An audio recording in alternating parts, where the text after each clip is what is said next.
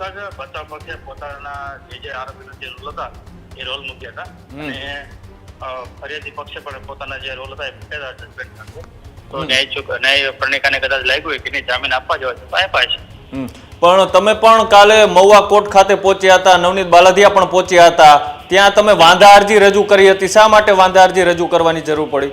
હા, એ તો ફરિયાદી પક્ષે તો પોતાના રજૂઆત કરી હોય ને કે કયા કયા આરોપીનો કેટલો રોલ હતો અને કયા કયા બેઝ ઉપર એને જામીન અપાઈને ન અપાય એના માટે હાઈકોર્ટના અને સુપ્રીમ કોર્ટના જજમેન્ટ મૂક્યા હતા. તો હવે અહીંયા લડાઈ પૂરી થશે કે હજી આગળ પણ લડાઈ તમારી ચાલુ રહેવાની?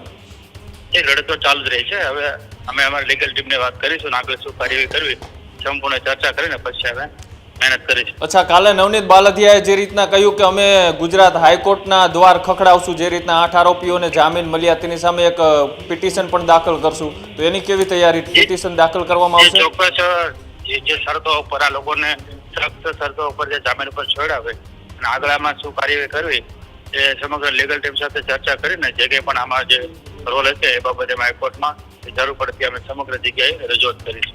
અને અત્યારે આ જે ગઈકાલનો એ ચુકાદો પેન્ડિંગ રાખવામાં આવ્યો તો કેવા પ્રકારની દલીલો બંને પક્ષે કરવામાં આવી હતી? કયા એવા જે પુરાવા છે એ આ આરોપી પક્ષ દ્વારાથી રજૂ કરવામાં આવ્યા તેનાથી આ જામીન મળ્યા હોઈ શકે? જી, ન્યાય પ્રણિકાનો સબ્જેક્ટ છે એટલે સોશિયલ મીડિયા કે જાહેર મીડિયામાં અમે જણાવી ન શકીએ, પણ બચાવ પક્ષે પોતાની રજૂઆત કરી હતી અને ફરિયાદી પક્ષે પણ રજૂઆત કરી. અચ્છા.